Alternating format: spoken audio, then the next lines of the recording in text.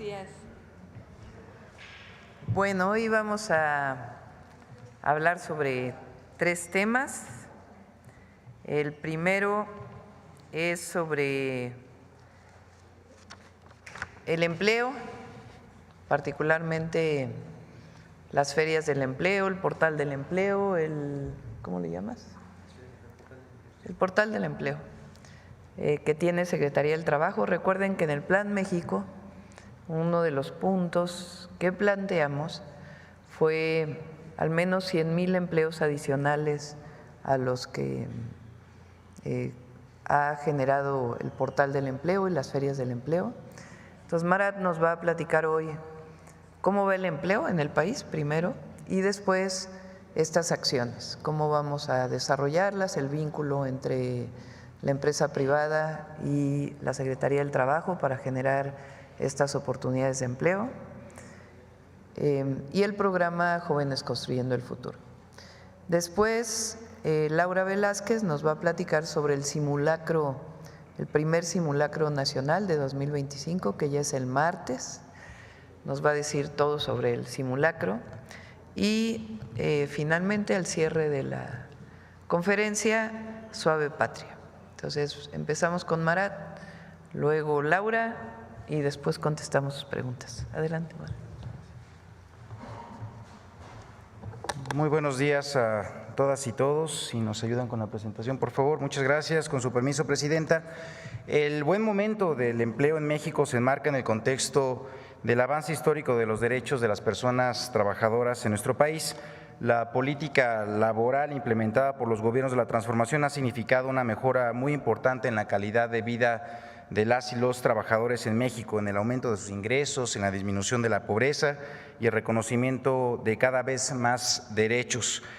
Jóvenes construyendo el futuro, tenemos también una tasa mínima histórica del desempleo en el país, salario promedio registrado de cerca de 18,800 pesos, recuperación del salario mínimo, justicia laboral pronta a través de la conciliación, plataformas digitales, eliminación de la subcontratación, reparto de utilidades, libertad y democracia sindical, vacaciones dignas, en fin, una serie de avances que se ha tenido en los últimos años de lo que podríamos así llamar una primavera de los derechos laborales. Siguiente, por favor.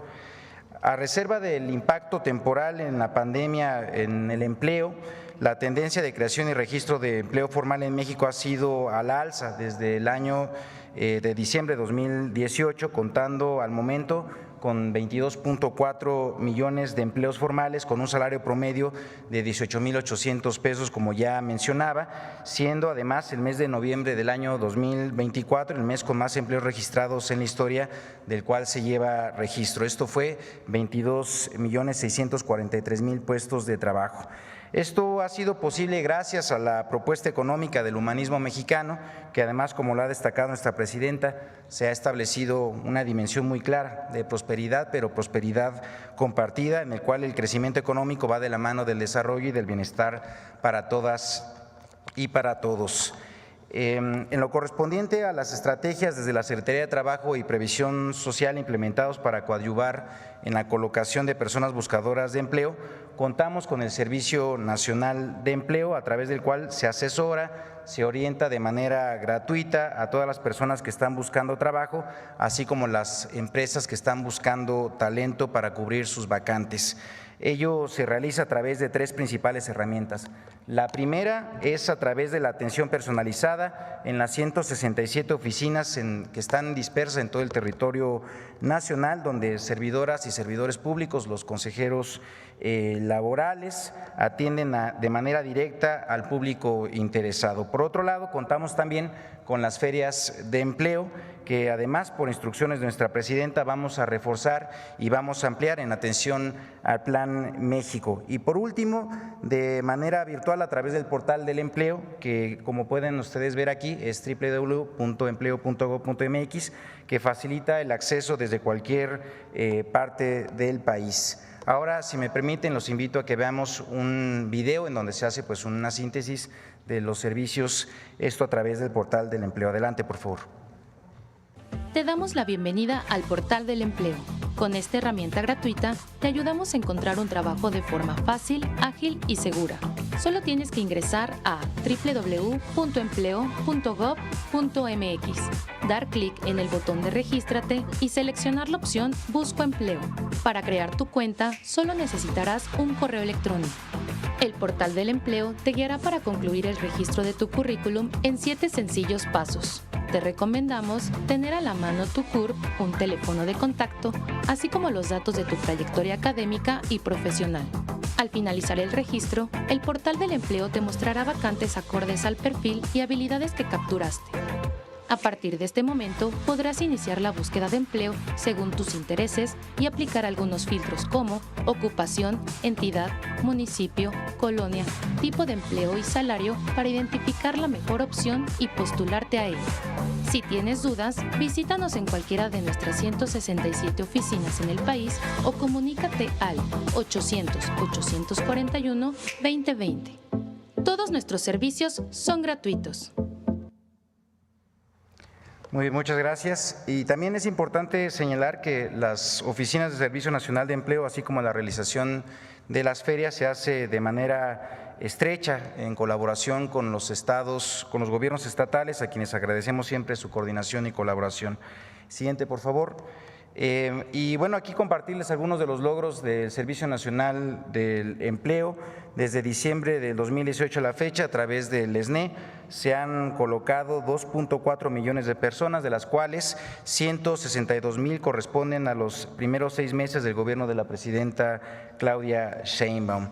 Y dentro de los compromisos establecidos en el Plan México, en el marco de estas acciones, decirles que nuestra presidenta nos ha pedido que aumentemos y reforcemos los esfuerzos alrededor de las ferias nacionales de empleo, con lo cual vamos a aumentar una jornada más de estas ferias que se hacen en todo el país, contemplando una adicional, esto para desarrollarse en el mes de junio, y vamos a tener una jornada de coordinación simultánea en todo el territorio nacional hacia el día 9 de junio, en donde van a estar instalados pues prácticamente en todas las entidades federativas ferias para poder con ello atender a los buscadores de trabajo. Asimismo, se realizarán en todo el resto del año 400 eventos de ferias en el marco de estas ferias nacionales y otras estatales y regionales. Se buscará con ello también captar 100,000 vacantes adicionales de las que ya se tienen registro, esto en coordinación con el sector empresarial, para ponerlas a disposición de las buscadoras y buscadores de empleo, apoyando de manera particular a aquellos grupos que históricamente enfrentan las mayores barreras al momento de postular o estar buscando un trabajo, como son las mujeres, los jóvenes, las personas con discapacidad, entre otros.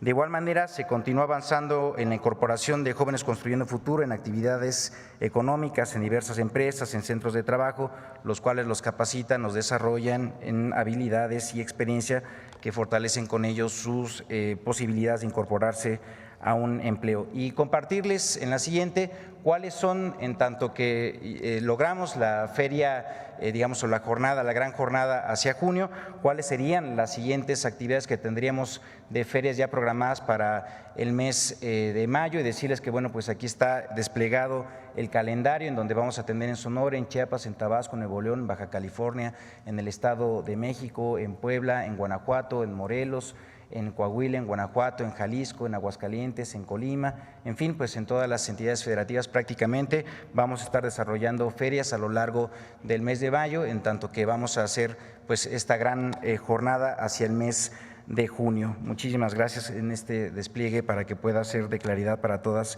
y para todos. Siguiente, por favor.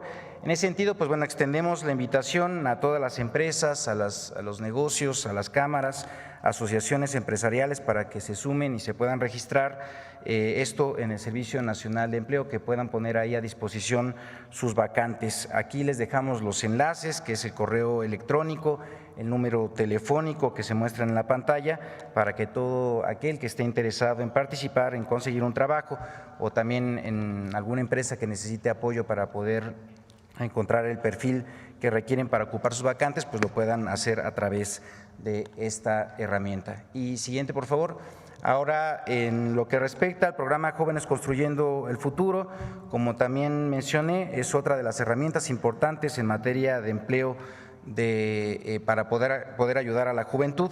Este programa está enfocado en atender a jóvenes entre 18 y 29 años que no estudian y no trabajan, procurando su incorporación en unidades económicas que lo reciben en un periodo de hasta por 12 meses, en donde los van a capacitar, van a proporcionarles conocimientos, el desarrollo de habilidades y aptitudes que faciliten su incorporación en el empleo. Al momento, desde principios del año 2019 que empezó su operación, este programa han participado más de 3 millones de jóvenes, los cuales se han capacitado en más de 600,000 centros de trabajo, con una inversión sin precedentes en la juventud en nuestro país de más de 137,000 millones de pesos. Esto es muy importante destacarlo aquí porque esto pues dista mucho de lo que pasó en el periodo neoliberal, en donde pues según los registros que se tienen pues fueron una inversión de solamente 7,000 millones de pesos durante 30 años prácticamente en la juventud. Aquí pues estamos en 7 años de gobiernos de transformación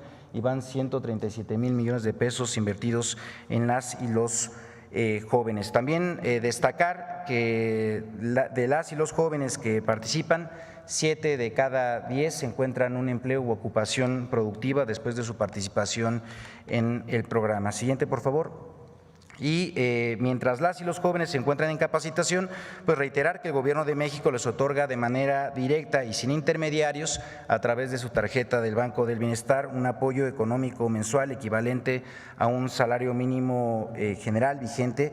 Esto para el año 2025 es 8,480 pesos, además de la cobertura del seguro médico del IMSS por caso de accidentes en el centro de trabajo, enfermedades, incluso maternidad. En el 2025 se tiene contemplada una inversión de cerca de 24,000 millones de pesos y una meta de participación de 450,000 jóvenes, como nos lo ha instruido nuestra presidenta, esto también en el marco de la estrategia del Plan México para poder coadyuvar a la incorporación de estos jóvenes al empleo. Y bueno, pues también compartir que desde el pasado 1 de abril, Jóvenes Construyendo el Futuro se convirtió ya en un derecho constitucional al quedar establecido en el artículo 123 sobre el derecho al trabajo. Esto es una reforma histórica a la Constitución que garantiza que nunca más se excluya a las y los jóvenes de México, asegurando su capacitación laboral para que puedan ejercer plenamente su derecho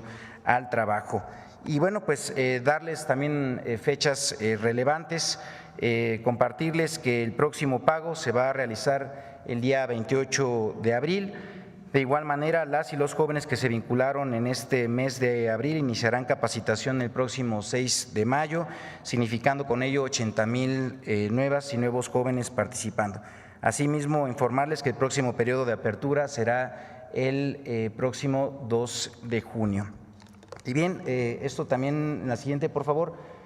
Darles una actualización de plataformas digitales. Como recordarán, pues esta es una reforma que nuestra presidenta estableció como uno de los compromisos de gobierno para poder con ello darles protección de seguridad social a pues, cientos de miles de trabajadores que se desarrollan en actividades en estas plataformas digitales. Esta fue publicada el día 24 de diciembre del año pasado. Recordar que esta reforma pues justamente busca garantizar el cumplimiento de los derechos laborales para este sector y proporcionar seguridad social para quienes trabajan en estas plataformas digitales. Se reconoce con ello la subordinación laboral y el acceso a todas las personas y a todas sus prestaciones de ley para aquellos trabajadores que tengan ingresos equivalentes al de un salario mínimo mensual de la Ciudad de México. Quienes no alcancen ese ingreso contarán con un seguro contra accidentes de trabajo por parte del IMSS.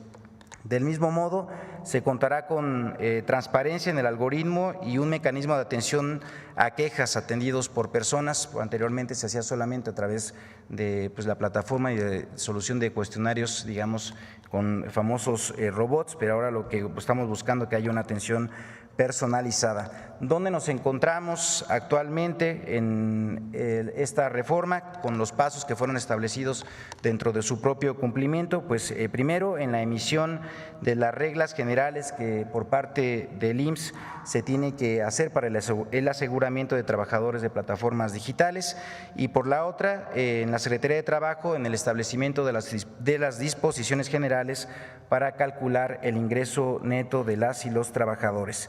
Nos hemos reunido tanto con las principales empresas como también con los representantes de las y los trabajadores con el objetivo de seguir avanzando con esta implementación.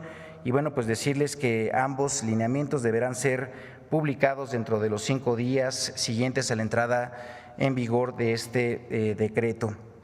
Actualmente también el Infonavit y el Infonacot están preparando los productos financieros de acceso a la vivienda adaptados a los trabajadores de plataformas digitales, y también, como lo mencionamos anteriormente, el SAT ha determinado que se mantendrá la misma carga fiscal que actualmente aplica para las y los trabajadores de plataformas digitales, garantizando así su continuidad y certeza a las empresas y también a las y los trabajadores. Con esta reforma estamos esperando que hasta 272,000 personas vean reconocidos así sus derechos y con ello tener la cobertura de seguridad social, como así se comprometió nuestra presidenta. Y a continuación, pues simplemente doy referencia de los principales hitos de la implementación en la reforma. Como ya lo mencioné, el día 24 de diciembre del año 2024 fue publicada en el Diario Oficial de la Federación la reforma. Entrará en vigor el próximo 22 de junio y después se publicarán los lineamientos anteriormente referidos a partir del día 27 de junio, y al día siguiente de su publicación se dará inicio al piloto obligatorio que culminará en diciembre de 2025. Con ello, Presidenta, seguimos avanzando en la agenda laboral en el segundo piso de la transformación. Es cuanto. Muchísimas gracias.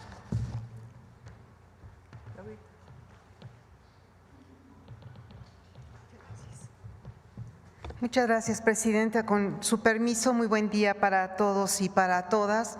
Me complace informarles a todos y a todas que el próximo martes 29 de abril del presente año a las 11:30 de la mañana se llevará a cabo el primer simulacro nacional en todo el país. Este simulacro representa, la que sigue por favor, representa uno de los ejercicios más importantes que realiza el Gobierno y el pueblo de México en coordinación y a favor de la prevención. Este ejercicio, repito, es el más participativo y en donde tenemos involucradas mayores responsabilidades como ciudadanos y como Gobierno. La que sigue, por favor. ¿Cuáles son los objetivos de este simulacro y cada uno de los que hemos realizado y de los que realizaremos en el resto del año? Es efectivamente fortalecer todas nuestras capacidades de respuesta y de preparación, tanto el Gobierno como el pueblo de México.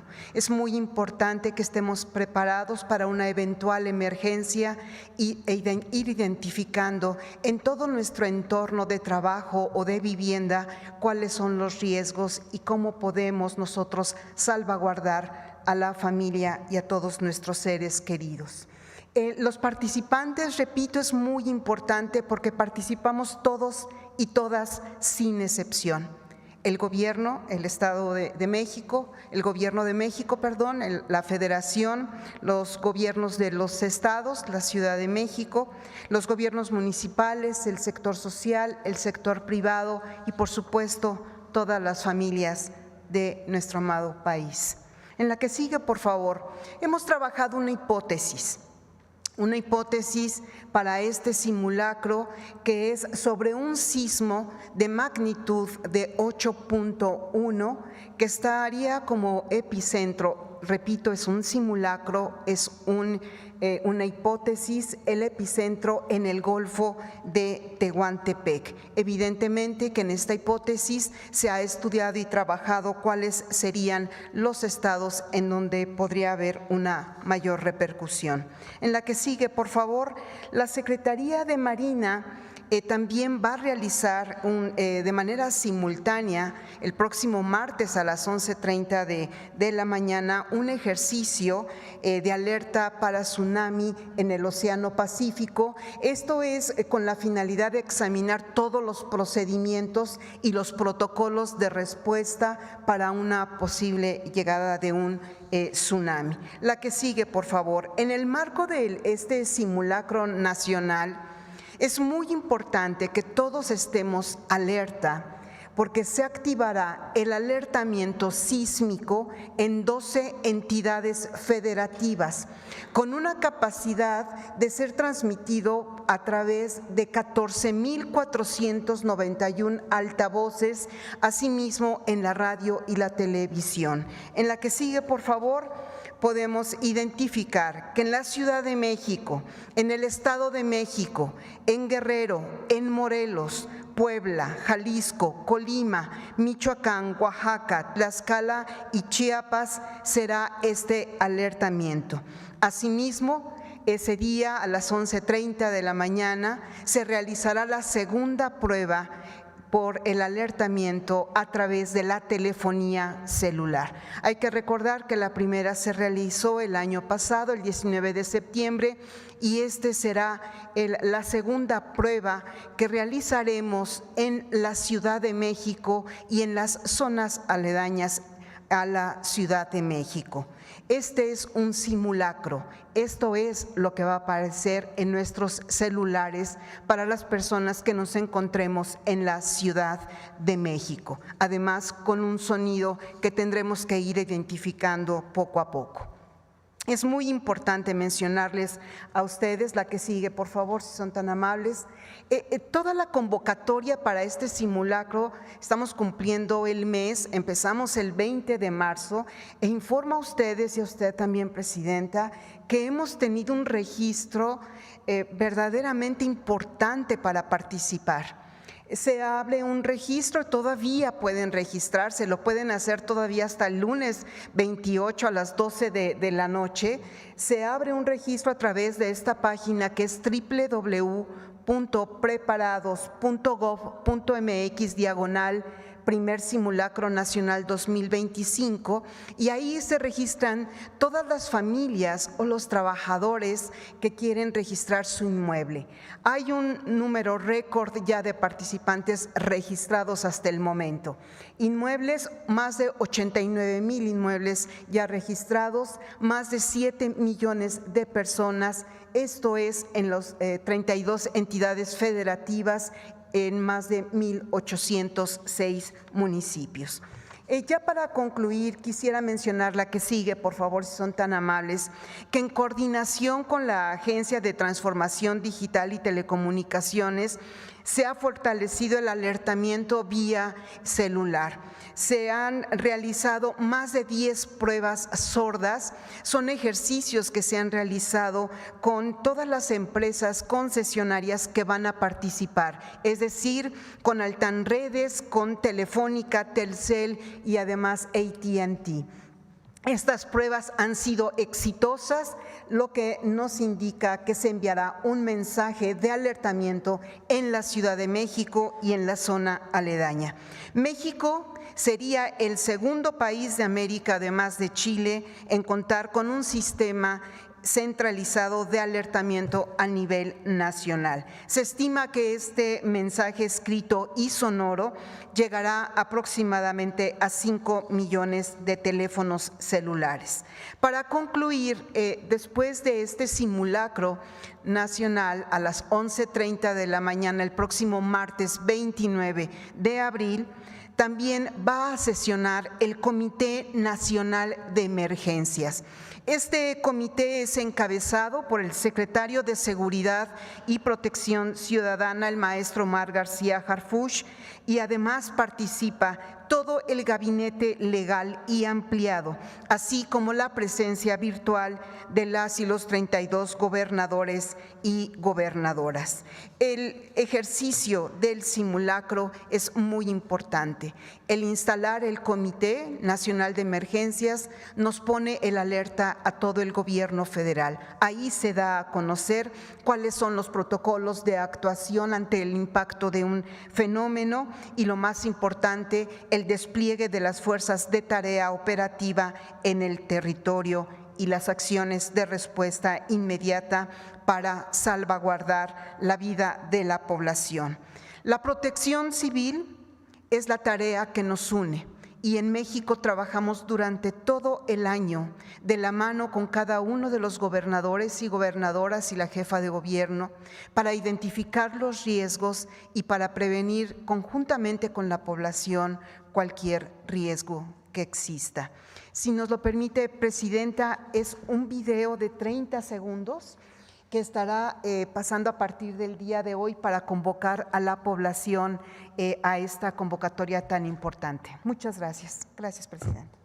El martes 29 de abril participa en el primer Simulacro Nacional 2025. Este ejercicio nos permite saber qué hacer ante una emergencia. La alerta sísmica sonará en 11 entidades del país. Solo en la Ciudad de México y zona conurbada podrías recibir un mensaje de texto en tu celular avisándote del simulacro. Participa. Protección Civil, la tarea que nos une.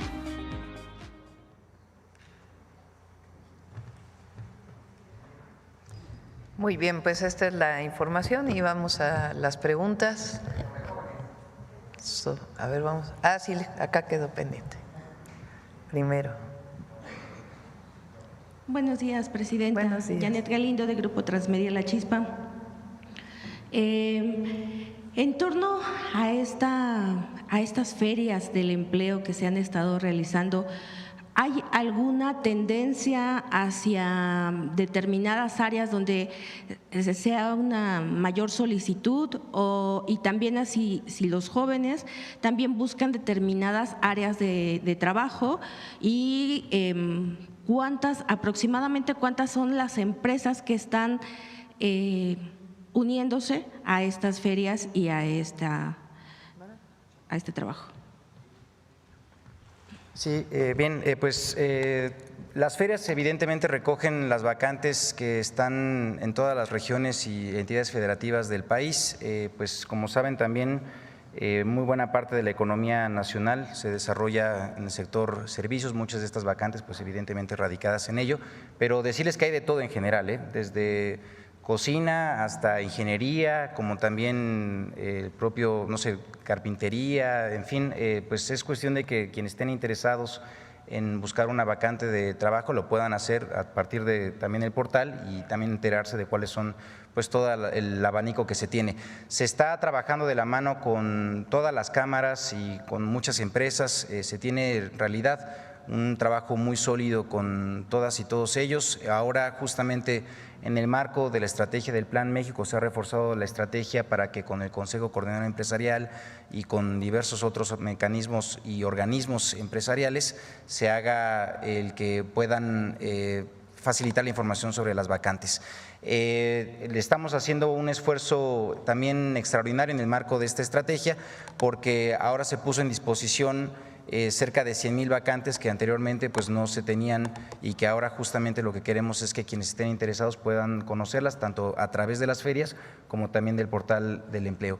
Y en general pues los jóvenes también atienden a estas convocatorias, no solamente cuentan con el programa Jóvenes Construyendo el Futuro, como ya lo mencioné, sino también a las ferias del Servicio Nacional de Empleo. De hecho, tenemos una estrategia muy importante y estrecha entre instituciones, en donde los jóvenes, yo hablaba de 7 de cada 10 jóvenes que logran colocarse a través de su participación en el programa.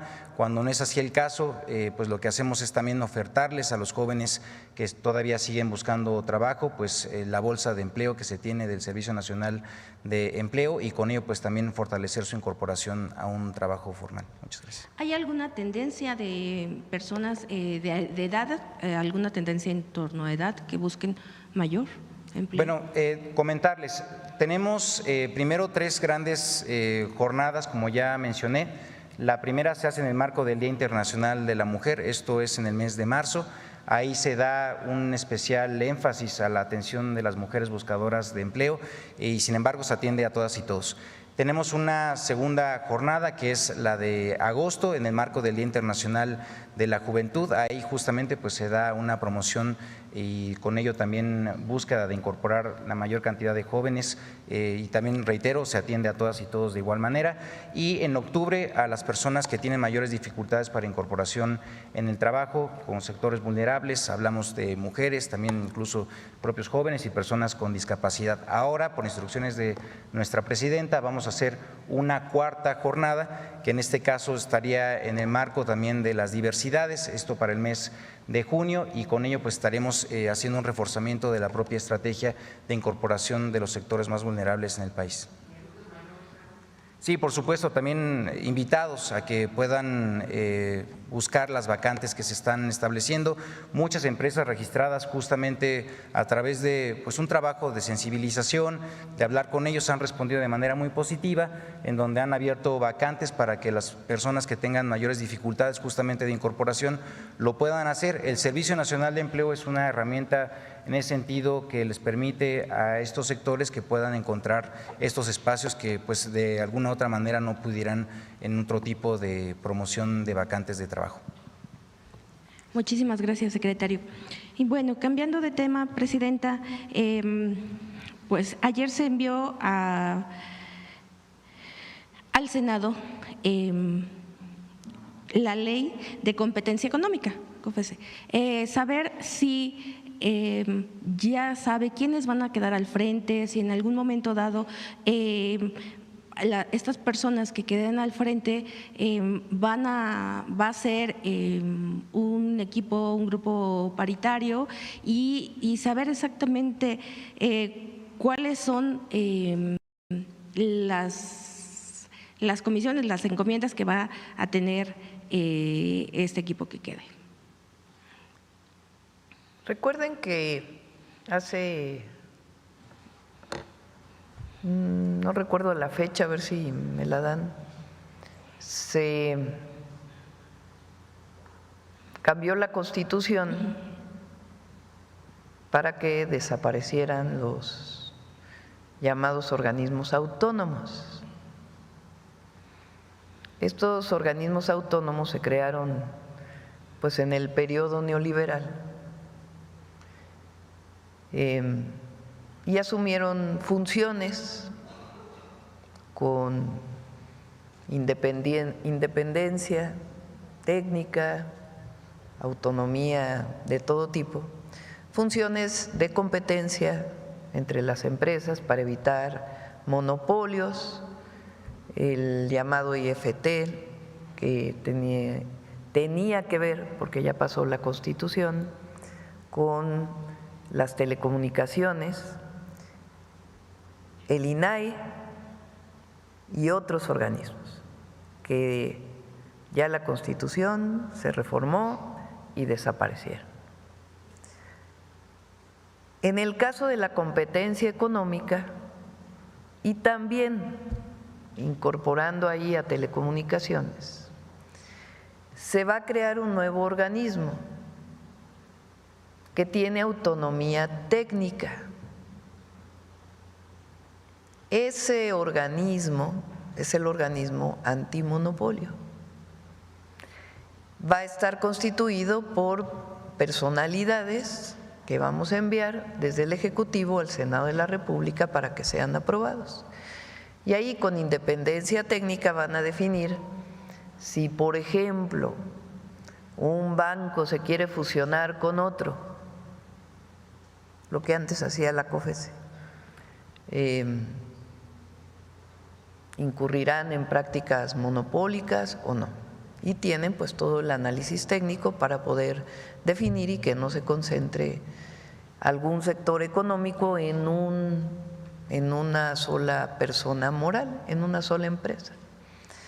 Entonces, ahora se envió, igual que la de telecomunicaciones, y en su momento, vamos a ver cuántos periodos extraordinarios se requieren, ahorita paso a explicar eso.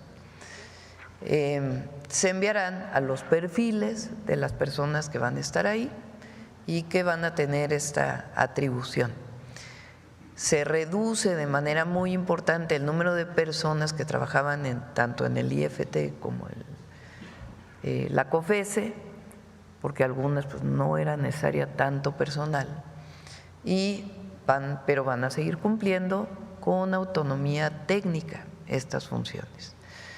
Está hoy en el Senado de la República ambas leyes. Ahora, por todo este lío que se ha armado de la de telecomunicaciones, es una ley que viene trabajándose desde hace meses. Se le incorporó recientemente el artículo para que gobiernos extranjeros no puedan transmitir propaganda política, ideológica en nuestro país. Ese artículo se le acaba de incorporar, pero la ley venía trabajándose desde hace tiempo. Al desaparecer el organismo autónomo, pues entonces las atribuciones de ese organismo se separan, una parte en la agencia digital y otra parte en el nuevo organismo antimonopolio. Así queda, además del nuevo artículo. Ahora, hay mucha discusión sobre este tema. Una parte sobre un artículo que quedó ahí sobre plataformas digitales, en donde se establece que la agencia puede bajar las plataformas digitales. No tiene nada que ver con la censura por los contenidos. Se está dando una atribución a la agencia vinculada cuando el SAT establece que hay una plataforma digital que está violando o cuando alguna otra entidad. De todas maneras, ese artículo tiene que aclararse para que no demos ningún argumento a la oposición ni a nadie de que lo que queremos es censurar a una plataforma digital como Facebook, YouTube, etcétera, etcétera. Siempre hemos estado en contra de la censura. Entonces, ese artículo en particular pues tiene que modificarse para quedar claro o eliminarse. Ese no es, digamos, el objetivo de la ley. No, si crea confusión y se piensa que es para censurar, nunca ha sido el objetivo, y en todo caso que se quite el artículo, se modifique la redacción para que quede absolutamente claro que el gobierno de México no va a censurar absolutamente a nadie, y menos lo que se publique en plataformas digitales. Sobre ese artículo que han armado un escándalo tremendo. Entonces, quitamos ese artículo del tema, era coadyuvante de otras instituciones del gobierno de México, pero si hay alguna duda de que vamos a censurar, que se elimine, no hay ningún problema, o que se modifique la redacción, se lo dejamos ahí a los senadores. En lo que tiene que ver con las atribuciones que recupera el Estado mexicano, ahí sí, ayer lo comentábamos con la Secretaría de Gobernación, y hay dudas, pues que se abra la discusión en el Senado, no tienen por qué aprobarse el martes, que se abra la discusión. La CIRT, por ejemplo, pues tiene dudas, pues que ahí en el Senado se planteen, que vaya Pepe Merino a exponer, que vayan expertos que ayudaron a hacer esta ley a exponer de por qué es fundamental la recuperación de atribuciones para el Estado mexicano, y que se abra la discusión. No se trata de imponer nada. Lo que sí es que ya no va a regresar lo que existía antes. Es un nuevo esquema que no tiene nada que ver tampoco con autoritarismos, sino con recuperar atribuciones. Y si se puede mejorar, que se mejore, pero no vamos a regresar a lo que existía antes. Entonces, para que quede claro, el artículo que tiene que ver con las plataformas digitales, nunca ha sido nuestro deseo censurar a nadie. Todo que se modifique la redacción o que se elimine el artículo, no hay problema, porque ese no es el centro de la ley. Y sobre la discusión de cómo se recuperan atribuciones en la agencia y qué atribuciones quedan en el nuevo organismo de competencia, pues que abra la discusión el Senado, y que en todo caso se llame a una extraordinaria en junio, mayo, para que pueda aprobarse. Se cierra el periodo de sesiones de la Cámara de Senadores y de la Cámara de Diputados el 30 de abril, es miércoles, ¿no? Entonces, para que no se diga que estamos ahí imponiendo y que se abra la discusión sin problema, que se enriquezca la propuesta que hicimos en el marco de lo que se presentó y que una vez que esté clara la orientación de esta ley, pues que se llame a un periodo extraordinario, que podría ser en mayo.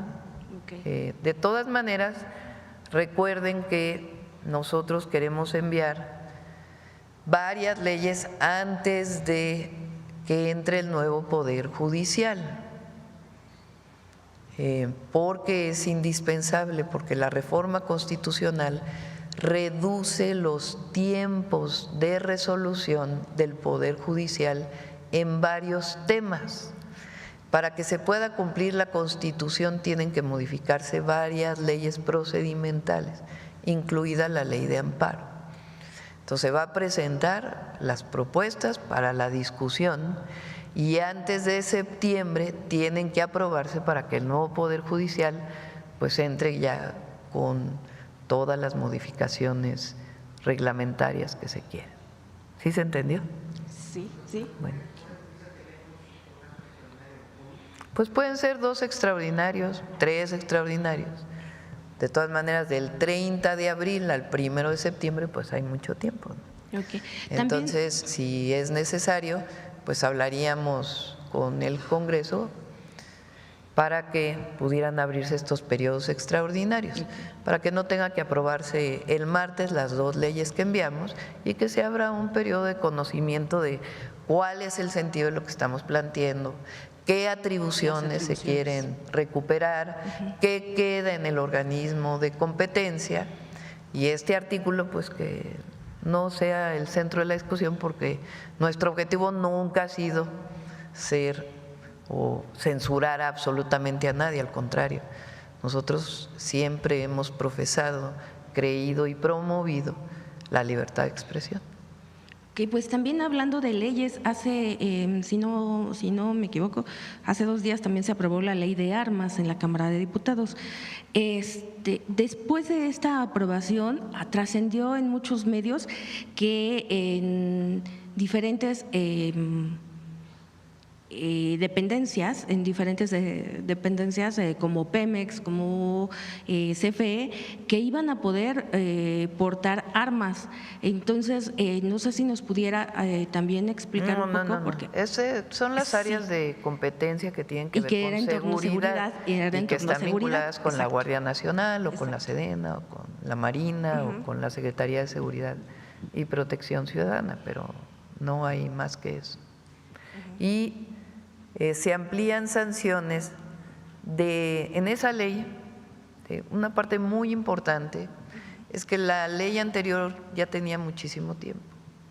Ahora hay nuevo armamento, incluso armas que se pueden fabricar con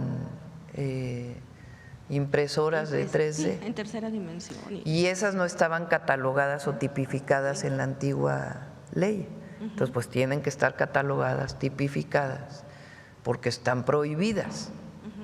Entonces, eso queda establecido en la nueva ley, entre otras cosas.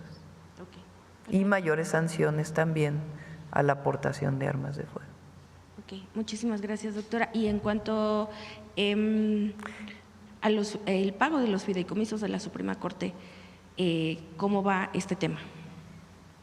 Pues ya está en la tesorería ese recurso.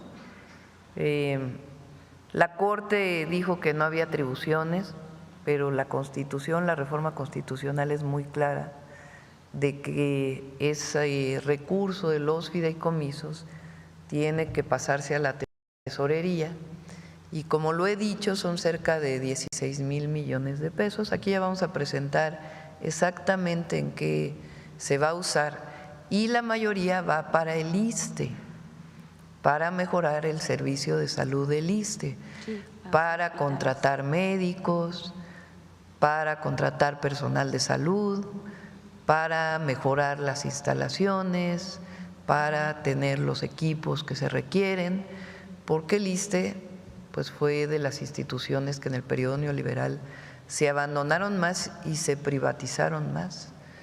Entonces este recurso pues va para que los trabajadores del Estado, incluidos los del Poder Judicial de la Federación, puedan tener acceso a un sistema de salud más digno.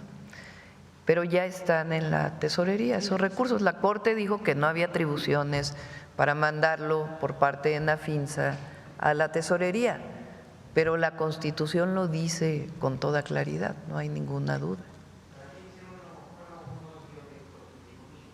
Una parte, recuerden, cerca de 800 millones fueron al Instituto Nacional Electoral para ampliar el número de casillas para la votación del Poder Judicial.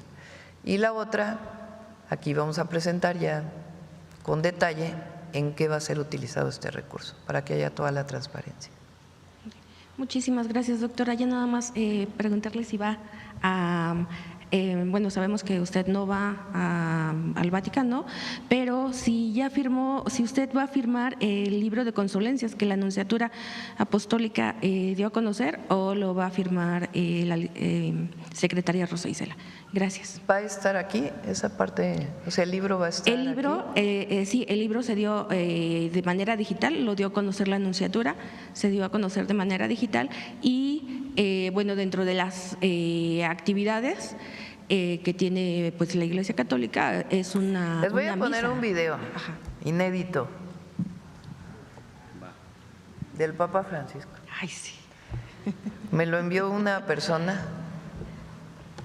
a los mexicanos y a las mexicanas. Tenía mis dudas porque tiene una parte religiosa, pero la parte final es muy bonita. Entonces, este va pues al Papa Francisco y al pueblo de México y particularmente a las y los católicos, a ver si nos lo ponen.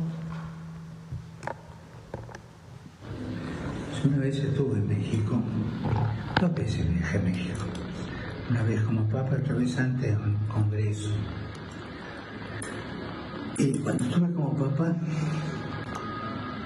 la cosa que más me acuerdo fue cuando estuve sentado mirando la Guadalupana. Y se me pasó el tiempo, me tuvieron que sacar, no me di cuenta. Ustedes mexicanos tienen una gran suerte. La señora, la Guadalupana, la madre del Dios por quien se vive. No lo olviden. Recurran a ella.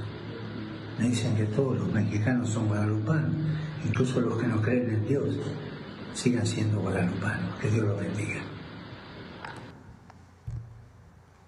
Para todos. Muchas gracias. Adelante. Doctora. Gracias, buenos días, Presidenta. Arturo Pavón, del Chapucero y Efecto Colateral. Bueno, usted en una de sus giras por Ciudad Juárez fue muy sensible. Llegó a un salón donde había aproximadamente 600 mujeres trabajadoras de las maquilas y las saludó una por una. Fue impresionante, se llevó mucho tiempo, pero las escuchó a cada una de ellas. Derivado de eso, pues se logró ya la formación de estos centros de educación y cuidados infantiles que próximamente van a ser pues iniciadas ya sus obras en terrenos donados por el municipio.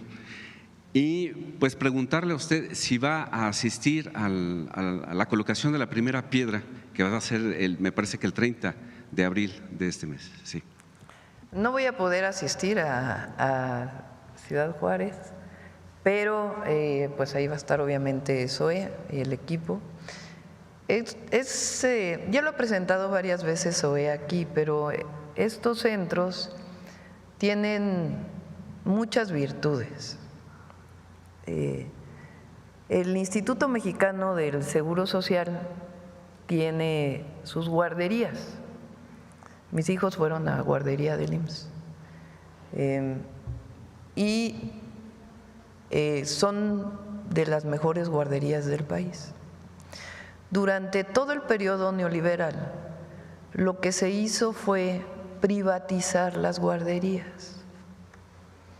¿Qué quiere decir esto? De que en vez de que fueran trabajadoras y trabajadores adscritos al Instituto Mexicano del Seguro Social, las concesionaron a terceros.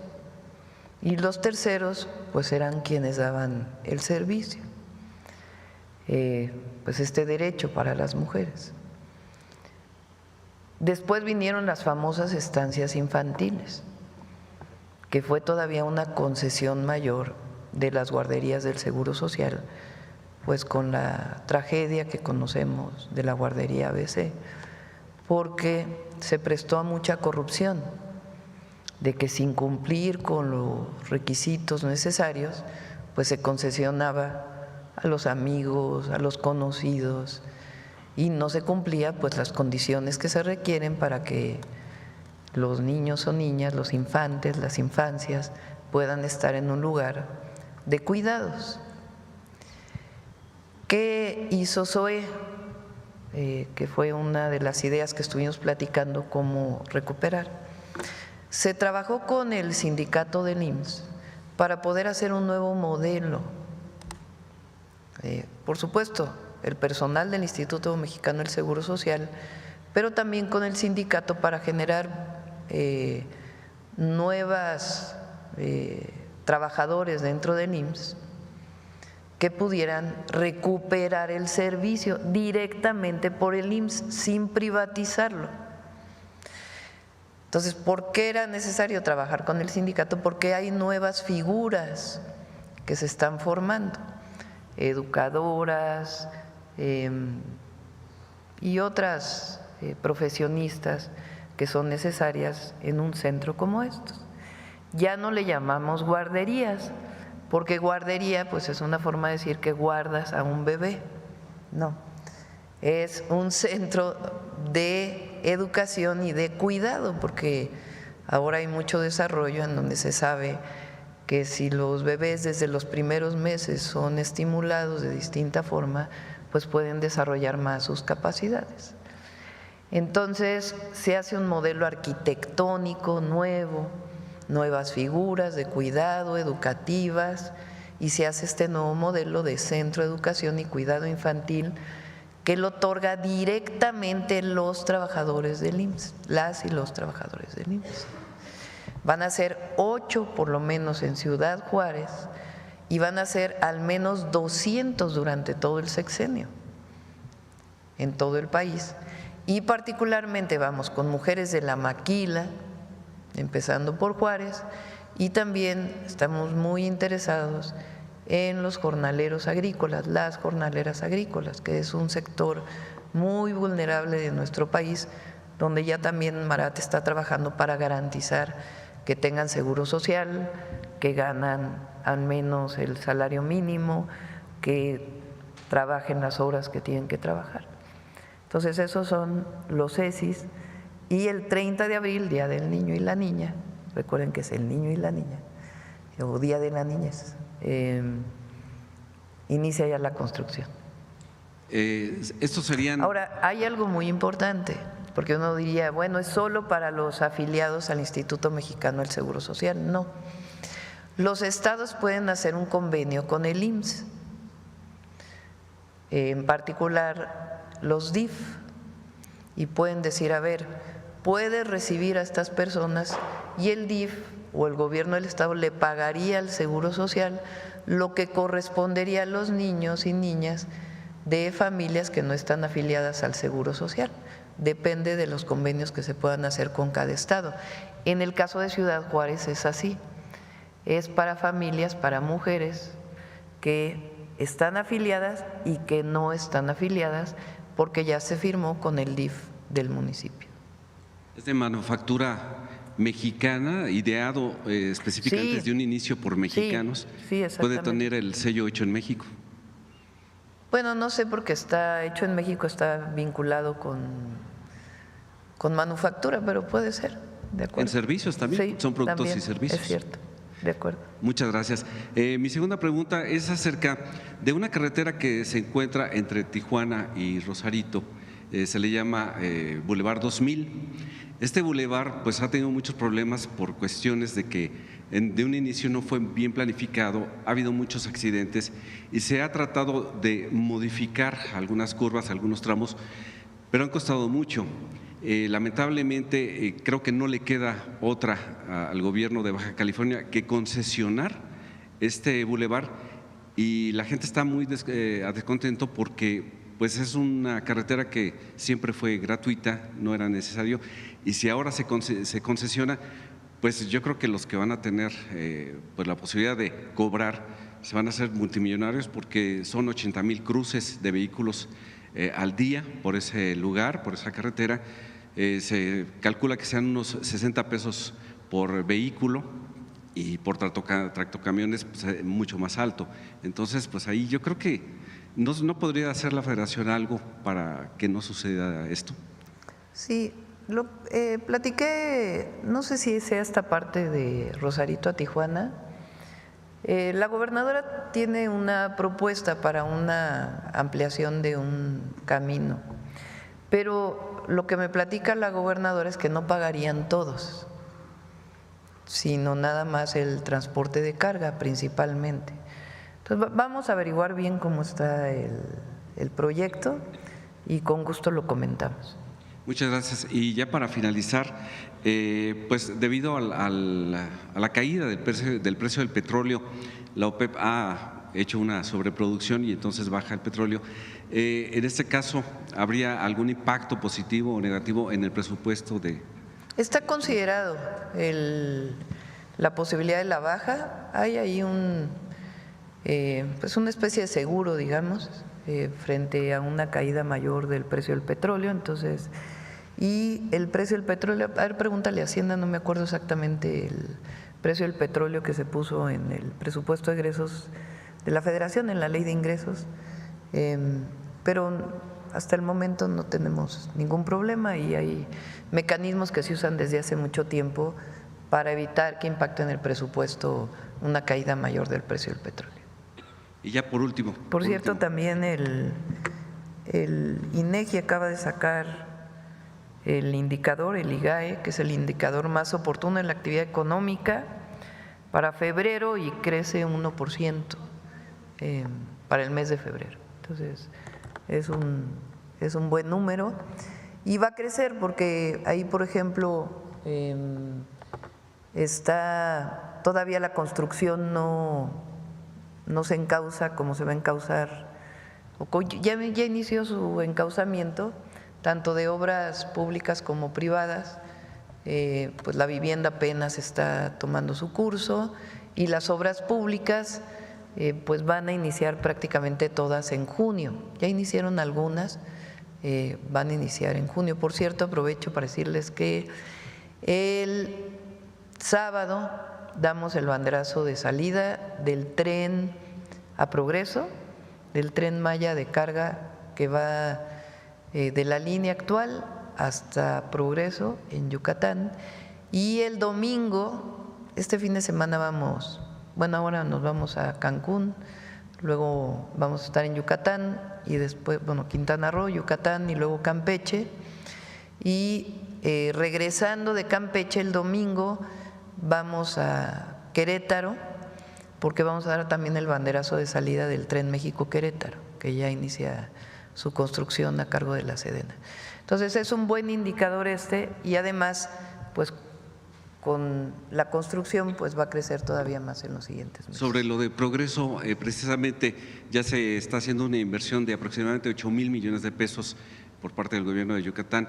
Esta construcción de puerto de altura, más o menos, ¿cómo sería usted? Pues ahí esténse pendientes porque mañana vamos a Progreso con el almirante ahí nos va a dar toda la explicación porque ya inició el dragado para que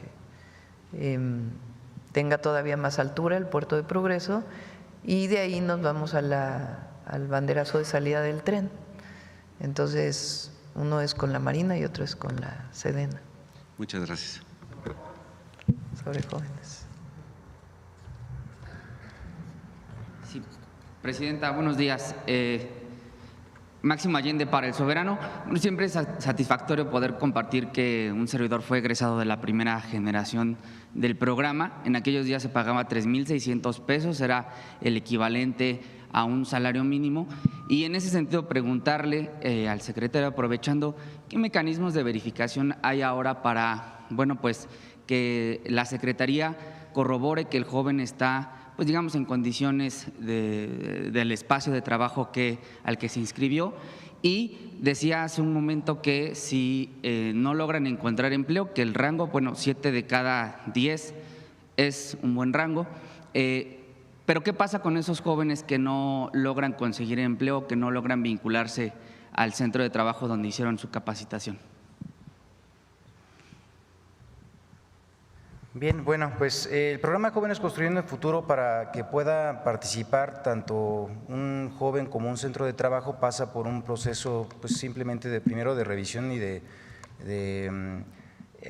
aceptación de los documentos que se presentan como parte de los requisitos de las reglas de operación. En el caso de los centros de trabajo que participan en el programa, sí comentarles que para que puedan participar, pues primero entregan su debida documentación y posteriormente se hace una visita para que con ellos se constate que el centro de trabajo pues tiene todos los requisitos y los espacios suficientes que está solicitando para el cumplimiento de la capacitación a cabalidad. Posteriormente, a los jóvenes también se les vuelve a convocar una vez iniciada su capacitación, primero para la entrega de su tarjeta del Banco del Bienestar, que es el método de pago mediante el cual se les hace justamente el depósito del salario mínimo. Por la otra también le llamamos oficinas móviles de seguimiento, que son convocatorias que se les hace a los jóvenes de manera periódica para nuevamente pues poder dar seguimiento a la capacitación que se está dando dentro de su centro de trabajo. Y de igual manera siguen las visitas de supervisión en los centros de trabajo, que es pues una suerte de inspección que hace un servidor público por parte del programa, en donde se vuelve a visitar al centro de trabajo y dándole seguimiento al cumplimiento de ello. Además, se deben de presentar mensualmente las evaluaciones por parte de los tutores a los jóvenes en seguimiento de las mismas, y se tiene siempre pues abierta la comunicación con los jóvenes en caso de que se presente pues algún señalamiento que tenga que ser atendido por parte de las autoridades en el programa Jóvenes Construyendo el Futuro. Y en ese sentido, pues bueno, se ha tenido una muy buena experiencia porque pues no solamente a los jóvenes se les da el acompañamiento en la capacitación, sino también pues en los diversos medios de comunicación por parte del programa. Es un segmento poblacional muy dinámico, tienen acceso por lo regular a celulares, a redes sociales. En general, eso permite que tengamos una posibilidad de atención de manera mucho más directa. Y como ya mencionaba también en el caso de los jóvenes, decirles que es un problema en el mundo el tema del empleo en la juventud. Ustedes sabrán seguramente pues en la propia juventud una de las mayores dificultades es la incorporación al trabajo por falta de experiencia laboral, y esto es pues un círculo vicioso. A la falta de experiencia laboral pues no se le permite tener un trabajo, y al no haber tenido un trabajo pues no generas experiencia laboral. El programa lo que permite justamente es, a través de este año de posibilidad de capacitación, es revertir o interrumpir este círculo vicioso, y por eso los jóvenes que participan tienen el triple de tasa de empleabilidad de lo que sería un joven buscando por su propia cuenta un trabajo. En ese sentido, por eso el 7 de cada 10 jóvenes que logran, respecto a lo que es por lo regular el promedio, 2 de cada 10 de los que buscan por su propia cuenta que encuentran un trabajo. Y lo que hacemos es pues repasar varias de los mecanismos que tenemos. Muchos de los jóvenes construyendo el futuro que terminan su capacitación, como bien ya digo, encuentran un empleo o ocupación productiva. Algunos otros también empiezan emprendimientos, y también otro universo incluso se reincorpora al estudio, porque ya teniendo un apoyo económico, pues incluso les da la oportunidad de haber ahorrado y regresar a los estudios, culminarlos, o incluso reincorporarse cuando fueron interrumpidos. Entonces, también con el Servicio Nacional de Empleo pues damos esta segunda oportunidad a los jóvenes. Cuando vemos que no han o nos reportan que no tienen un trabajo, pues los buscamos y les damos atención personalizada para que con ello pues puedan seguir teniendo la oportunidad de encontrarlo. Permiso.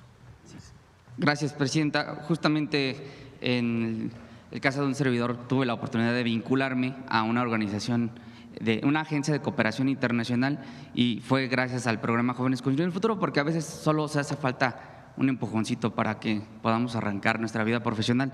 Ahora, por otro lado, presidenta, si me permite hacerle un planteamiento sobre el INE.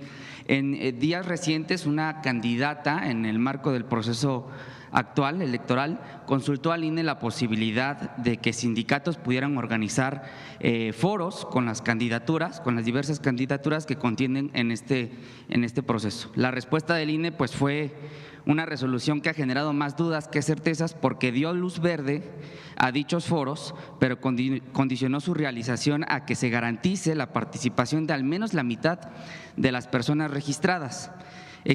Pues esta exigencia ha sido calificado de inviable, porque es el mismo INE el que se ha excusado de realizar este tipo de foros, de encuentros, de debates, derivado pues sí de las dificultades, han argumentado, de organización, las dificultades técnicas y las condiciones logísticas. Es lo que resolvió el INE para no organizar debates al interior del instituto.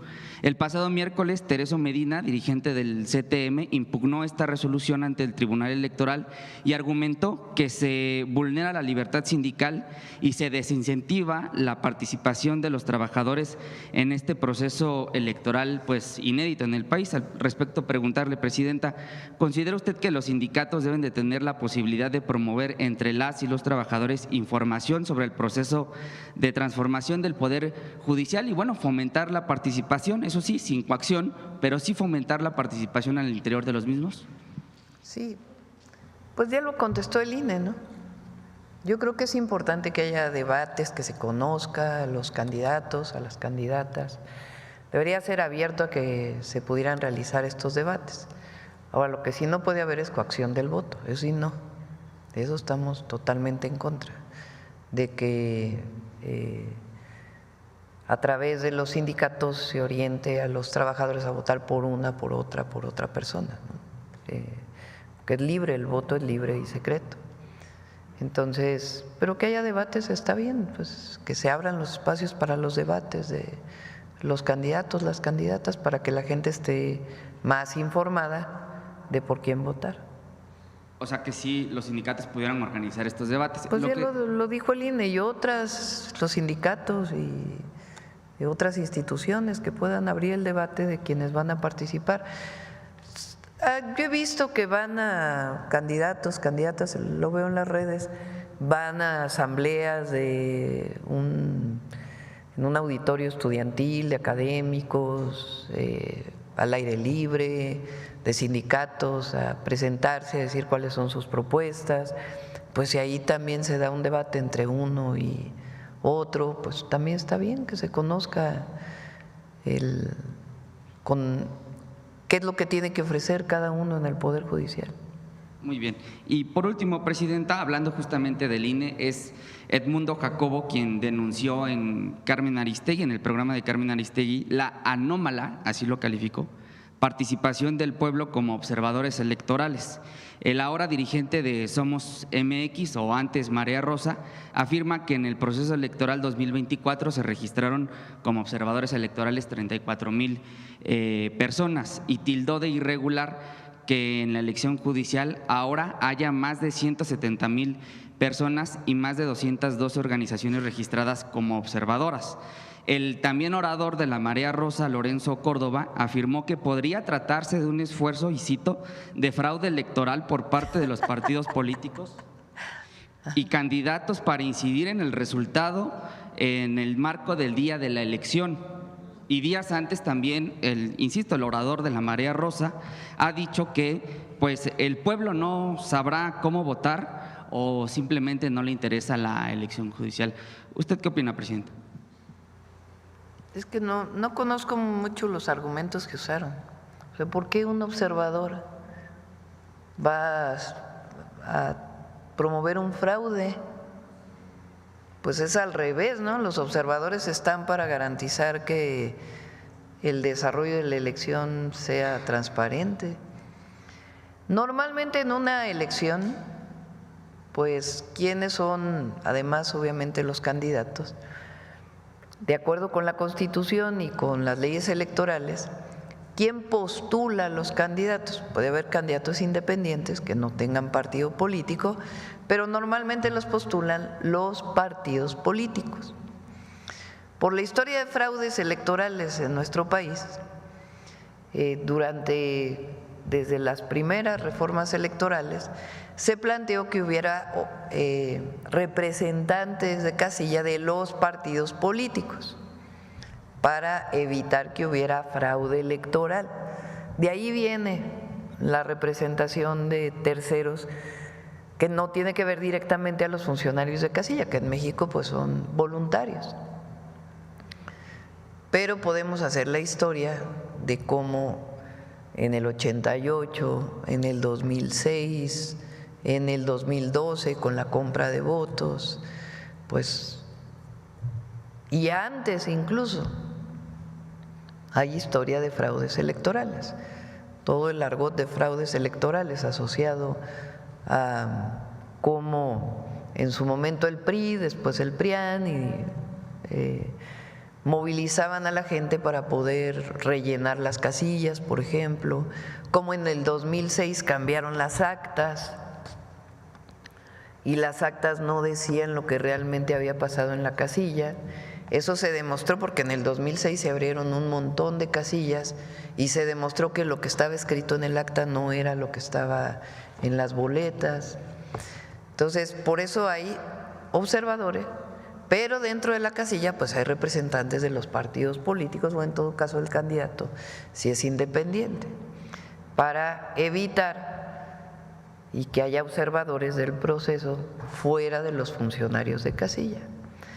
Ahora pues no participan los partidos políticos en esta elección, es una elección de personas, los partidos políticos está prohibido que participen.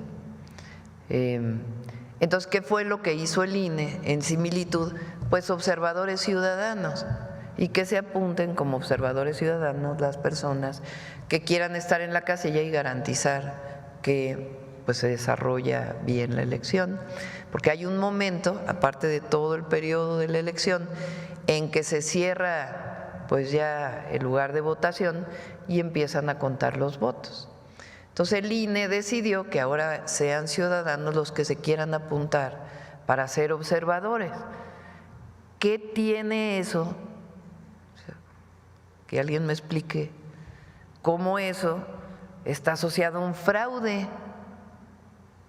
Al revés, pues supuestamente son ciudadanos interesados en observar que se lleve a cabo bien la votación.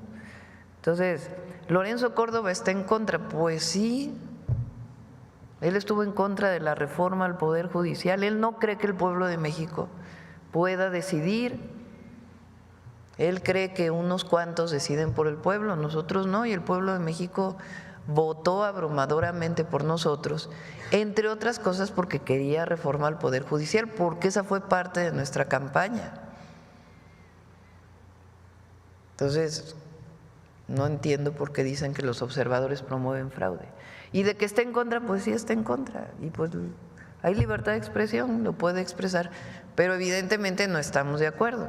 Y que alguien me explique por qué el tener un observador representa un fraude, pues es todo lo contrario, ¿no? Sin embargo, el agravio en el marco de la libertad de expresión es para el pueblo, porque el mismo Córdoba, o independientemente de Córdoba, hay otros intelectuales que tildan al pueblo, a los ciudadanos que vamos a salir a votar el 1 de junio, pues de que no, ni sabemos, ni les interesa, dicen estos intelectuales, la conformación del Poder Judicial. O sea, simplemente es tildarnos de ignorantes a los que vamos a salir a votar el 1 de junio. No, y él, pues hay una grabación ahí muy conocida de él hablando con otro funcionario del INE de cómo se burla de una manera racista, discriminatoria, de quien tendría todo lo contrario en su momento, porque era presidente del INE, garantizar la igualdad cómo se burla de un indígena que solicita una audiencia con él. Entonces, pues esa persona, pues, ¿cómo va a pensar que un indígena puede votar por el Poder Judicial? Si es racista,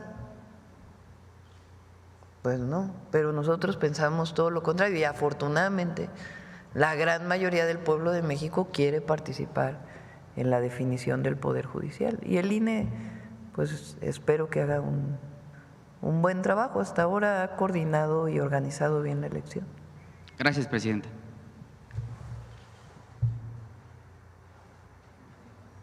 Muchas gracias, presidenta. Jimena Mejía, de Grupo Imagen. Quisiera consultarle, hoy en el periódico Excelsior salió un tema, la organización Defensores expuso que los señalamientos de candidatos ligados al crimen organizado representan una amenaza a la relación con Estados Unidos, al estar ligados con grupos que el mismo presidente de Estados Unidos, Donald Trump, considera grupos terroristas y que incluso esta organización dijo que presentará pruebas a estos perfiles ligados al INE para tratar de impedir la participación en la contienda. ¿Usted qué opinaría? ¿Qué organización dice? Se llama Defensores.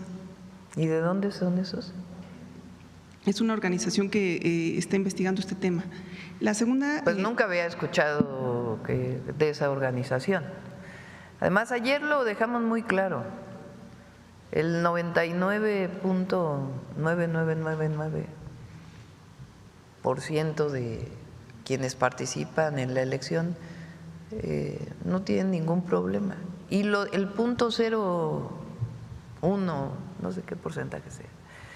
Si hay algún problema y hay alguna prueba, pues que se presente a los organismos electorales, a los órganos electorales. Ahora, ¿por qué esta organización no dice nada? Hoy en el gabinete hablaron de otro delincuente que se detuvo en el 2019, un generador de violencia de Baja California Sur, que salió liberado hace unos días. Entonces, ¿por qué no hablan de eso? ¿Por qué no hablan de el otro delincuente que liberaron vinculado con los bloqueos que se dieron hace unos días en Michoacán? ¿Por qué no hablan de que el Poder Judicial no resuelve casos graves de personas que no cumplen con sus obligaciones en el pago de impuestos? ¿Por qué no hablan de eso? El otro caso ya dijimos, y hay algunos casos, ya hay pruebas, y pues que se presenten, y desde nuestro punto de vista todavía puede actuar la Sala Superior del Poder Judicial. ¿Usted descarta que afecte a la relación con Estados Unidos? ¿De dónde? Usted también plantea que se puede modificar la redacción o eliminar el artículo sobre las plataformas digitales de la reforma a la Ley de Telecomunicaciones. ¿Usted, presidenta, estaría dispuesta a escuchar a representantes de los medios de comunicación ante las inquietudes o todo tendría que ser en el legislativo? En el Senado, ya que ahí se defina y ahí puede ir con gusto Ernestina, Pepe Merino, que ayudaron a redactar esta ley, pues a escuchar. A lo que sí es que no se va a regresar a lo que había, lo que se está planteando, y además ya fue establecido por la Constitución al eliminar los organismos autónomos, pues es que hay una recuperación de funciones, pero que se explique, que se dialogue, que se vea si hay algún caso en donde hay alguna duda, no solamente que se aclare, sino si todo puede ser perfectible. Y no se trata de aprobar así a fuerzas todo en un día. Entonces hay que escuchar, siempre hay que escuchar, pero no se va a regresar a lo que había antes. Y tampoco tienen por qué tener preocupación de que vaya a haber un asunto autoritario, de que alguien vaya a hacer algo indebido. No es la intención de la ley, nunca. Entonces, que ahí abra el Senado este espacio de información, debate, perfeccionamiento de la ley, y ahí pueden estar Pepe Merino y algunos otros secretarios del gobierno para poder escuchar, dialogar y perfeccionar en el marco de lo que fue presentado. Sobre el lamentable asesinato de Carmen Morales, la madre buscadora y del colectivo y Guerreros Buscadores de Jalisco y su hijo, ¿hay alguna información que le hayan dado a usted en el Gabinete de Seguridad sobre las personas que pudieron asesinarla o alguna información sobre la versión de la Fiscalía Estatal que dijo que había indicios que no fue su labor la que originó el ataque, sino que iban por su hijo? Recibí una carta, primero es muy lamentable y nuestra solidaridad a todos los familiares de personas desaparecidas y en particular este trágico acontecimiento. Está hablando la Subsecretaría de Derechos Humanos con la familia, buscándola para poder pues apoyarles en todo lo que requieran, y tiene que investigarse a fondo. No puede haber en un día, no tuvo nada que ver con su labor, que se investigue a fondo. La carta que recibimos, a ver si la tienen por ahí, si me la manda Luisa, o la tienen por ahí. La segunda parte de qué es lo que, porque es una carta que me envían a mí. ¿Sí la tienen? Sino que no la bajen para poder. Por cierto, el precio del petróleo está en 57.8 en la ley de ingresos. Pero en particular en la carta, les voy a poner la última parte porque nos piden que intervengamos en el caso de Jalisco para que haya justicia. Y vamos a estar atentos y tiene que investigarse realmente a fondo de por qué ocurrió este hecho, si fue por la labor de búsqueda que estaba haciendo o no, pero que sea una investigación a fondo. Y por último, Presidenta, sobre los recientes diálogos que tuvo el diálogo que tuvo con el presidente de Estados, Donald Trump, ¿le hizo ya una invitación formal para que vaya a la Casa Blanca? Y si es así, ¿tiene programada una fecha o sigue analizándolo? Sí, todavía hemos hablado de que sería bueno encontrarnos en persona, pero no hay todavía algo formal y sigue el diálogo. Cuando hace falta, pues hablamos de manera directa, pero hay diálogo el secretario de Hacienda, el secretario de Economía, estamos trabajando sobre los dos temas que nos interesan mucho, que es el tema automotriz y el tema del acero y el aluminio. Sí, continúan las pláticas, no está cerrado nada, sino que seguimos trabajando en esos temas. Le agradezco, Presidenta. Pedimos a la Presidenta que ejerza presión sobre el Estado de Jalisco para que se tomen medidas concretas para prevenir la violencia y garantizar la justicia para las víctimas y sus familias. Entonces, vamos a estar cerca del colectivo y de la familia y apoyando a la Fiscalía de Jalisco en lo que haga falta. Gracias.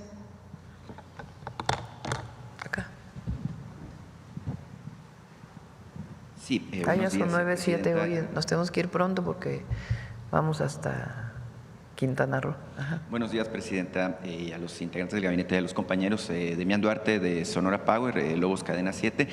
Presidenta, sobre el tema, aprovechando la presencia del secretario y de la directora de Protección Civil, preguntarles sobre la relevancia que tiene esta Feria Nacional del Empleo en el marco pues, de lo que se ha presentado el Plan México y la relevancia también desde su punto de vista, Presidenta, de este simulacro en el que vamos a participar el próximo martes todos los mexicanos.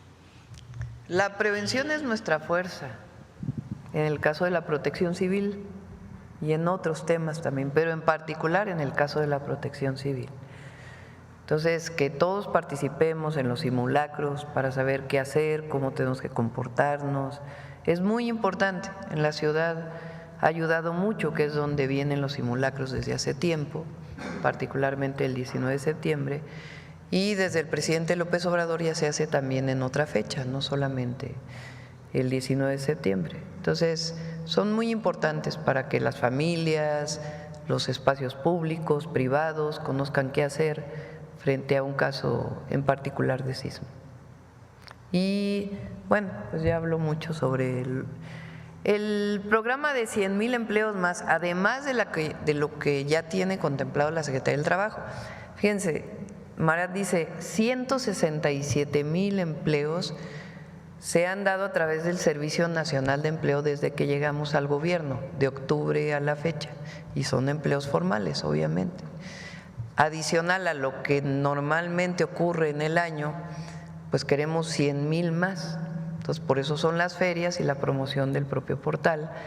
Y ahí las empresas privadas se inscriben cuando tienen un puesto, desde un gerente de un lugar de trabajo hasta un oficio o una profesión. Entonces, ahí se incorporan, la Secretaría del Trabajo incluso se encarga de hacer entrevistas muchas veces, y las ferias pues ya es directamente, físicamente, para que las personas vayan, y ahí pues se da la orientación, y también los empleadores para que puedan de una vez establecer la relación para la contratación. En el marco de la relación con Estados Unidos, Presidenta, apareció hace unos días un estudio muy interesante de la Universidad de California en Los Ángeles, de la Universidad Luterana de California, donde habla justamente del crecimiento que tiene la economía de los latinos en Estados Unidos. Usted sabe que los latinos, la gran mayor parte, pues son mexicanos, ¿no? Que viven en los Estados Unidos. Esto habla de datos que son sorprendentes. Mire, creció de 2022 a 2023, que es el dato que está más actualizado, lo que tiene que ver con el tamaño de la economía, de 3.7 a 4.1 billones, es decir, 400,000 millones de dólares más al respecto, con una velocidad pues que podríamos calificar de pasmosa. Crece más rápido la economía de los latinos en Estados Unidos que China, por ejemplo. Y bueno, pues ya los latinos son la quinta economía del mundo, rebasaron a la India, rebasaron a Francia y al Reino Unido. Es evidente, Presidenta, que como se ha dicho reiteradamente en este espacio, bueno, nuestros compatriotas que trabajan en Estados Unidos son gente de bien, que va a trabajar, que busca convivir, que busca integrarse incluso a este país que es los Estados Unidos. Pedirle su opinión sobre el particular. Vamos el lunes a volver a invitar a la compañera que vino. ¿Se acuerdan de una organización en Estados Unidos que hace un trabajo muy importante de cómo ha aumentado la presencia y cómo, si en alguna época había una cantidad importante que todavía existe de trabajadores, de migrantes, compañeros connacionales que están allá y que no tienen documentos, la mayoría ahora tiene documentos de empleo y muchos tienen la doble nacionalidad, de los casi 40 millones de mexicanos en particular y mexicanas que están en los Estados Unidos. Ya la mayoría son de segunda generación, y si son de primera generación o tienen la nacionalidad o tienen lo que le llaman la green card o tienen algún tipo de permiso de trabajo, porque ha disminuido la migración de mexicanos hacia Estados Unidos en los últimos años. Entonces ya es menor, digamos, el porcentaje de personas que no tienen documentos para trabajar allá, pero que generan pues una riqueza enorme para la economía de los Estados Unidos. Entonces vamos a recuperar estos temas en la mañanera y vamos a invitarla la próxima semana para que hable justamente de esto, de cuál es la presencia de las y los mexicanos y las y los latinos en Estados Unidos. Hubo un video que sacó la actriz Salma Hayek hace poco, también muy bueno, la verdad, de reivindicación de todos los latinos que están trabajando en los Estados Unidos y de cómo las y los migrantes van a Estados Unidos por necesidad y que no se les debe criminalizar y que al contrario se debe reconocer ampliamente el trabajo que realizan, porque apoyan a nuestra economía enviando remesas, pero sostienen en una buena parte la economía de los Estados Unidos. Sí, en este mismo entorno, nada más que al revés, es decir, la presencia de ciudadanos norteamericanos que viven en México. Pues se estima como en 1 millón. Muchos tampoco tienen documentos, vienen aquí, se quedan, y de muchos niveles económicos, de una diversidad muy grande, sobre todo jóvenes vienen a México, no solo a la Ciudad de México, sino a muchos estados de la República, porque muchos trabajan a distancia. Entonces, pues México es un lugar maravilloso para vivir. Vienen a México, aquí se les recibe con cariño y desde aquí trabajan. Zonas en la ciudad, por ejemplo, que se caracterizan, pues es en la delegación Cuauhtémoc o en la alcaldía Cuauhtémoc, la Condesa, la Roma y otras, la Juárez, ya también tienen muchísimos jóvenes estadounidenses que vinieron aquí a quedarse y a trabajar. Se estima que es 1,5 millones de norteamericanos que viven en México, algunos de manera legal, mira, 1,5 millones. Otros sin papeles, como dicen los nómadas digitales. Y sí, México es un país maravilloso. De hecho, prácticamente en todo el país se da este fenómeno. Por ejemplo, en Sonora, ¿no? Hay una colonia muy grande de ciudadanos norteamericanos, en Sinaloa. Y justo también, esto me lleva Baja California Sur. Por supuesto, y distintos lugares del país. Pero esto me lleva a un suceso que ocurrió en Mazatlán. No sé si usted lo vio, fue muy sonado en redes sociales, de un ciudadano norteamericano que fue y maltrató a un trabajador, a un obrero mexicano de la construcción, porque no lo dejó comer en la vía pública, argumentándole que estaba fuera de su casa, ¿no?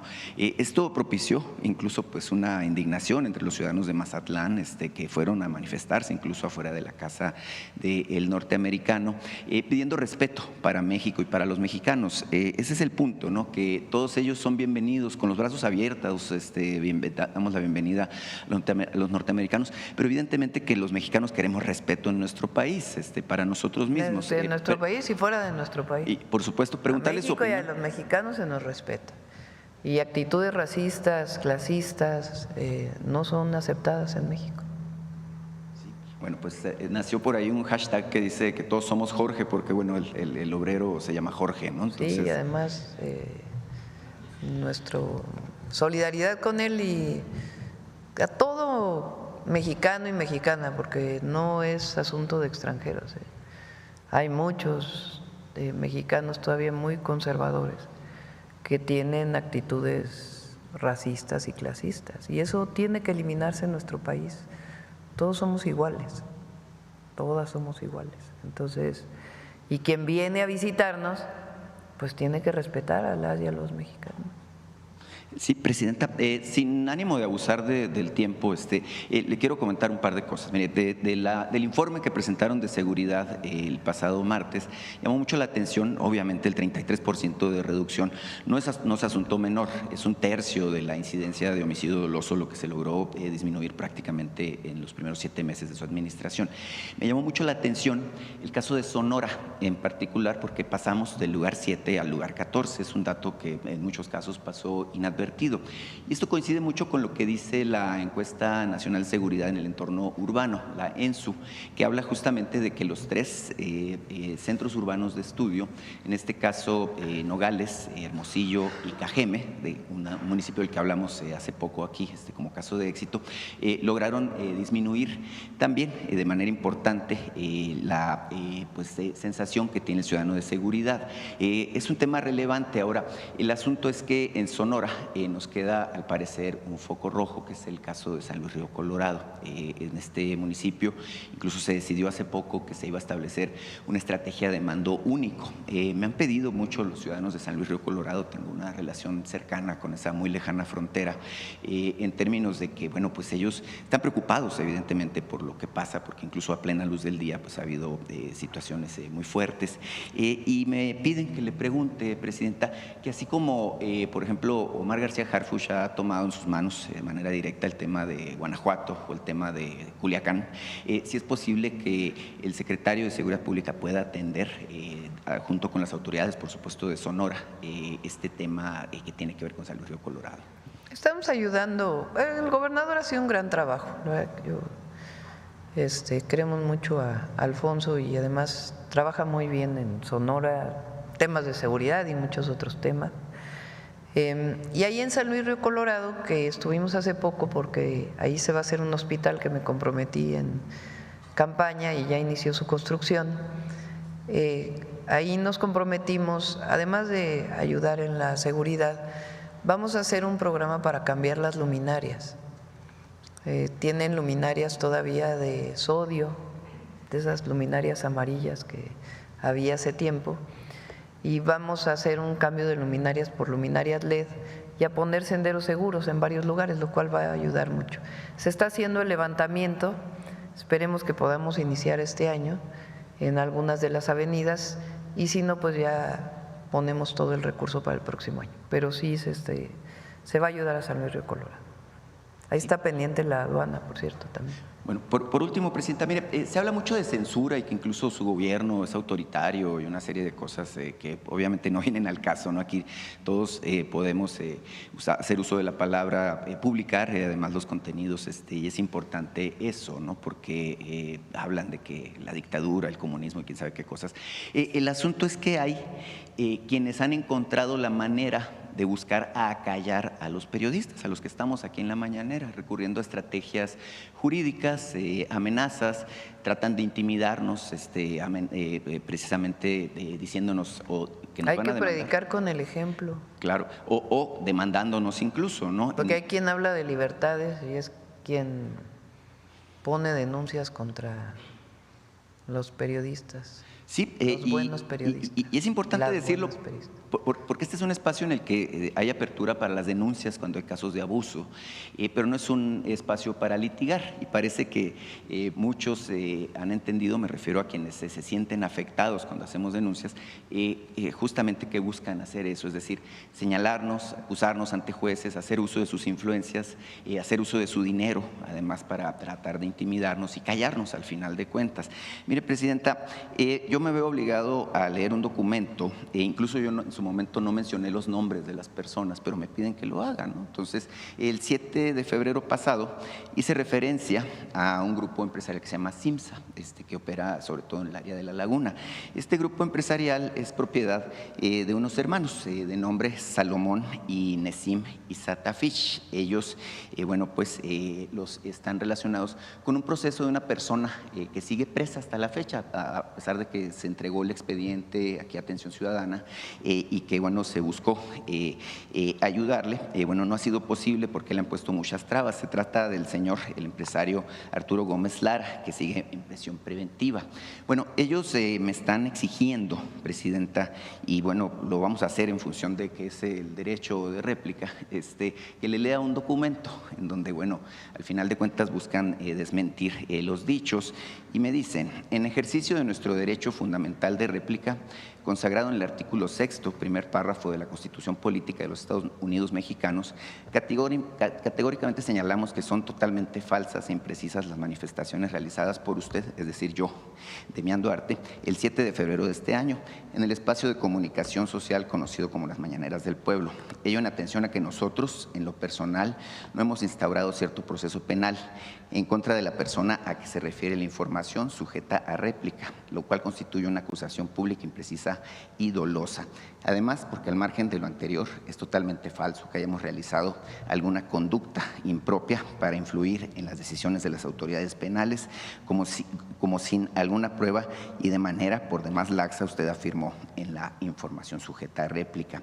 Como preámbulo, sostenemos que la imputación contenida en la información sujeta a réplica en realidad no corresponde a una sana crítica periodística, tutelada por el derecho a la expresión e información, sino más bien constituye la divulgación de información carente de veracidad al no observar los mínimos estándares de rigor informativo, siendo por tanto un fin ilegítimo de su parte para presionar a juzgadores en cierto proceso penal. Al respecto, yo ya cumplí con el derecho de réplica. Lo que sí, Presidenta, pues yo le quiero hacer una anotación, informarle que el expediente, que ya fue presentado aquí oportunamente, de manera completa aquí, Adriana, en ese expediente se exhibe justamente lo que tiene el acta constitutiva y donde participan estos señores, de los cuales yo no había querido decir el nombre, me obligan a hacerlo y aquí está la información para su consideración. Muchas gracias. Ya cerramos, Olmaro, porque ya se nos hace tarde. Con su permiso, Presidenta. Shivan, Presidenta. Shivan a todas y a todos. Les acabo de saludar en la lengua Odam, que se habla todavía en el hermoso estado de Durango. Cuando hablamos de canciones, en México se impone se impone ante el mundo, con sus sentimientos y sus voces que cuentan el pasado, el presente y el futuro de la gente. Hoy, en Suave Patria, los llevamos al norte del país, donde se encuentra un canto muy hermoso que nos habla de las preocupaciones, de la dureza de la vida, de los amores correspondidos, pero también de aquellos que nunca lo fueron. Como veremos, se trata de un género musical que empezó con los hombres, pero como ahora es tiempo de mujeres, ellas también se han integrado e incluso lo han perfeccionado. Este canto en a capela se ha convertido en un arte que se resiste al olvido. Pero no les digo más. Presidenta, amigas y amigos, por favor, veamos la siguiente cápsula. Yo ya me voy a morir a los desiertos, me voy dirigido.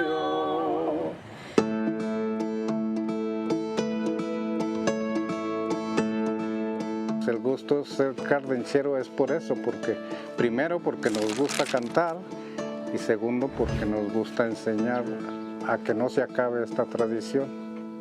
Lo cantaban en las haciendas por las necesidades que tenían los señores cuando trabajaban, porque trabajaban de sol a sol y no les pagaban con dinero, les pagaban con comida, con maíz, frijol y todo eso, porque el patrón pues no los dejaba ni cantar cerquita de donde vivían los peones, y las casas pues eran de la hacienda, entonces ellos tenían que retirarse para cantar sus canciones y echar su traguito de sotol, hacer su cigarro de hoja y todo eso.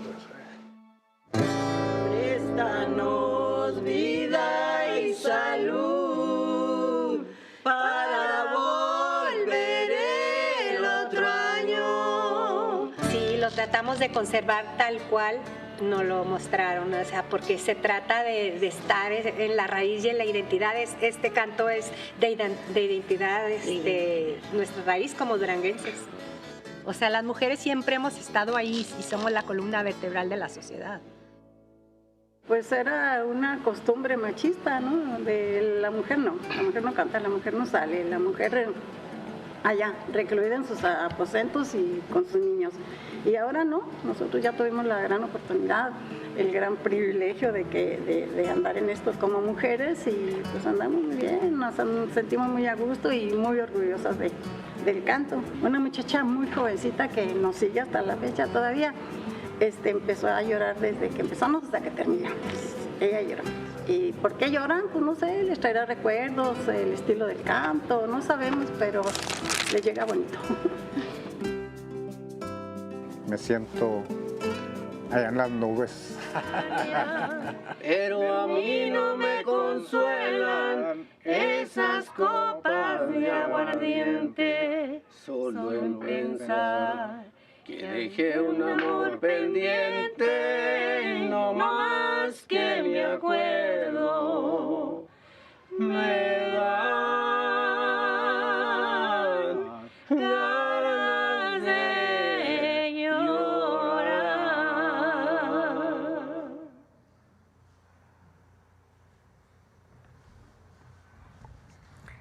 En estas canciones, la letra, la voz, la historia, pero sobre todo los sentimientos, es lo que nos hace ser parte de una comunidad.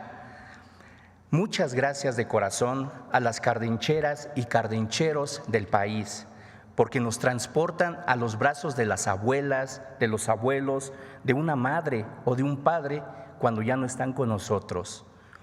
De verdad, y en pocas palabras, hacen brillar los recuerdos que se encuentran en nuestra mente y nuestro corazón. En México hay canciones y cantantes para mucho tiempo, porque como sabemos y sentimos, México canta y encanta. Tashap. Muchas gracias.